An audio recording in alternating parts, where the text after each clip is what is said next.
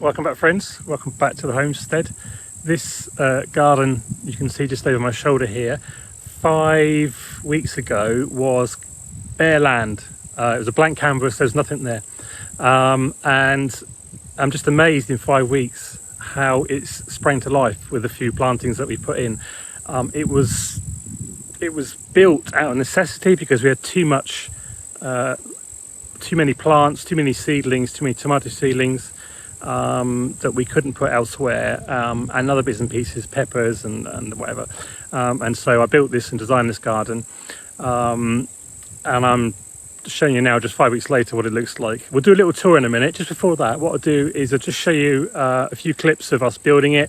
It is in a full video, but I'll just recap a little bit, and then we can have a look around and look at the abundance that's here. Okay, so that's how it started. Here we are 5 weeks later. Yeah, let's have a quick look at what's going on. So tomatoes along here, I made the new trellises you saw. These were all leftover tomato seedlings that we had, this didn't have room for. So before we planted out in the two greenhouses, knowing that we were going to have too many, I made sure that I separated out the ones that are happy to be planted outdoors in principle. So I think we've got first fruits on these, yeah. So they're doing well. I've been pruning them as necessary to make sure there's plenty of room to breathe and not too much side growth. I mean, obviously with the outdoors we need to be quite careful because of the way the seasons end quite abruptly here. You could be tricked into thinking you can keep growing, and then all of a sudden you get a frost and you lose everything. So very soon we won't wait for these to grow up to the top here. We'll probably just pull the tops off soon and just take the fruit that we can and be thankful for that. This, before we go on to the other stuff, this area here, so if you've seen other videos, historical videos, you know that we've grown potatoes here, and we still are here in this part, but rather than the beds going that way, they're now going this way, so which makes more sense. Didn't have a lot of time this year to do many potatoes. Those there and these are all volunteer plants from last year, so I built some rows kind of around those, 1, 2 and a little bit there. And all this straw here is all the stuff that we trim from around when we do a first trim. It just gets put back on here. I've planted potatoes here only I don't know, a couple of weeks ago or something. You can see they've already started coming up, and then our main crop of potatoes are over on the field, which are doing nicely. I've just pulled one of these by mistake actually when I was clearing some weeds. And we had a lovely crop of potatoes. In fact, you can see I found another one. I did that earlier. I'll put a photo up on the screen, you can see them. Really nice first potato crop. So, and it's interesting, we take all the time to make sure that, you know, we don't get caught by frost and whatever. And then these potatoes were just left. Nature took care of it. It came up. The plants came up when they wanted to, and everything was okay. And we've had a nice crop without us having to do anything. Happy days, really. So the idea is that this will continue, and we will sort out that area probably next year. We'll put some, you can see I put a bit of plastic there which was left over from here. There's some garlic there, you can't see it but there is, so we'll pull that in the next few days. That's kind of done now. The weeds have really caught up on us, so we'll probably trim those. I've gone along and pulled out anything with a seed, well, started to pull anything out with seed heads, so we don't just like trim a load of seed heads into the ground. Working, I guess, uphill as it were. So that's the potatoes. They'll be okay. Well, they are okay. Beans, we've always had beans here, but I've never had a full trellis of beans. So we've got 3 varieties. Always do runner beans, British runner beans. They're called flower beans here in Latvia, and they sell runner beans in the flower seed section because they're called flower beans, which is quite funny. These are lima beans. Whether they will get to do anything, I don't know. They are in flower. These are a Polish bean, which I forget the name now. and it's almost unpronounceable anyway. And they are in flower, and they are podding, which is nice. So that's fine. Runner beans, love this. They are. We're picking our first pods already. That's in 5 weeks. That's just incredible, isn't it? I know, actually, I tell a lie. I think these were planted a bit earlier. I need to check. But obviously they were sown earlier. But and they need now topping off really. And they'll bulk out. They'll grow loads on the side here and stuff. You can see lots of flowers. The bees love it as well. It's great for the bees. We looked at the tomatoes here, and obviously I've got the calendula in the middle, which give a lovely spot of colour in that green. I love seeing that. I have to dehead some of them. Right at the moment they look great, just as I wanted them really, doing their job. Sweetcorn, yeah, they were, trying to think now about that tool. When I put them in the ground, just again 5 weeks later, they are now seeding, pollinating. Is that the right word for sweet corn? I'm not sure. So the pollen comes from here, the male part, which comes down to the female part here, and you need pollen to touch the threads of the kernels. Yeah. In there, we've got Legend of Trushenko. I'm treading carefully because of the pumpkins, which will come in earlier in a minute. These apparently just let go wild, which goes against everything I believe and think about tomatoes, but I've done as I was instructed. I've let them go wild, and they truly have gone wild. They grow to about this sort of height, and they're strung up. I just wrap strings around to keep them in place. I'm hoping that all the dense foliage doesn't lead to blight or anything.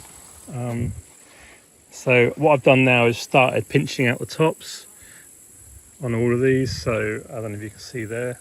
Stopped it growing any further. And then whenever I see shoots now, I'm just pinching out the tops. And these will be the last flowers. They are growing fruit. Apparently they're an abundant cropper, which certainly looks like it will be if everything's okay. But they're growing well. Just bear in mind, we've not grown anything really here before. Potatoes. That's all that's ever grown here. I've not put loads of manure down, just a little bit of feed. Right, peppers. Peppers are doing incredibly well. And it's nearly half the size of the plant, that one. There's some small ones on there.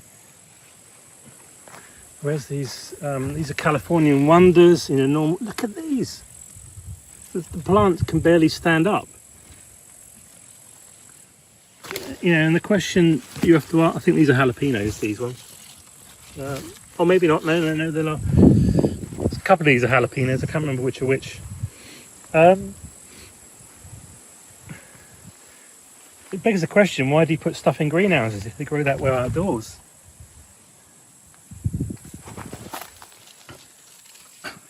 Just incredible.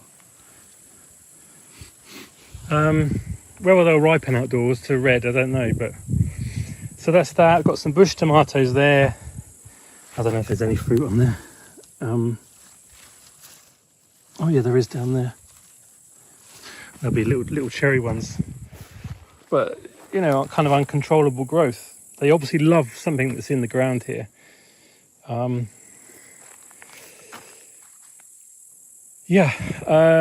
Pumpkins. Let's do this centre section, which there's a triangle. It should be a triangle here, a triangle bed and 2 walkways. Without tripping over myself, the pumpkins have grown so quickly. They actually, in one day, they came up and they got cut off by the window. See the window came down there. They grew up and when that closed, and it opens in the morning and it closes in the evening, and it cut it off. That's how quick they're growing in one day. I mean, they didn't grow the whole. They grew to a point and then grew enough that the window could open and close up on it. Oh, there you go. How's that for timing? It is towards the end of the day. It's kind of sorted itself out now, I think. Yeah.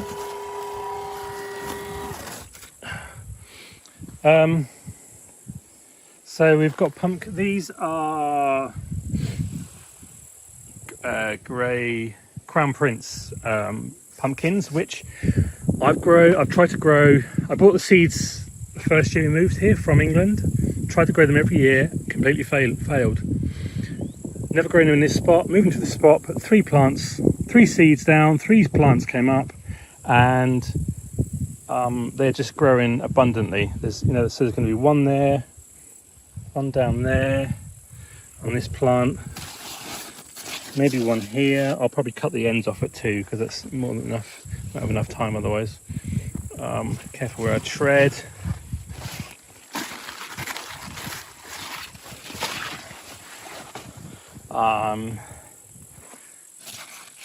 One down there, and then in between the Crown Prince we've got courgettes, stroke marrows, stroke zucchini, stroke cabecis in Latvian. And whilst in the UK we tend to take the courgettes off when they're quite small, here they let them grow longer. I'll try and find some courgettes. I'm still looking for pumpkins. They're growing through this wild flower bed, which is another kind of success story. Beautiful wild flowers that I just sowed here to attract pollinators. Part of the greenhouse plan, but it's worked. There's bee. There's another one down there. There are, I think, yeah, you can see a large courgette there. No doubt there are others around. There's another Crown Prince with pumpkin there. I think there's one down there, and potential for another one down there. Yeah, courgettes growing nicely there, and more Crown Prince here. More courgettes in there, and then in between we've got calendula planted down in there. These are light shade calendulas. They're different shades. Careful where I tread. Down here are micro sunflowers, which are struggling. I actually thought they would come up to about this height, but when they say they're micro, they truly are micro. So I hope we'll get ahead on those. There's 3 or 4 there, and everything seems to be growing fine around the sunflowers. They're not stopping anything growing, as some people say they do. Excuse the sun, it's not easy to see. There's another one down there. So yeah, there we are. There's the garden. Really happy with how it's just with a little sort of nice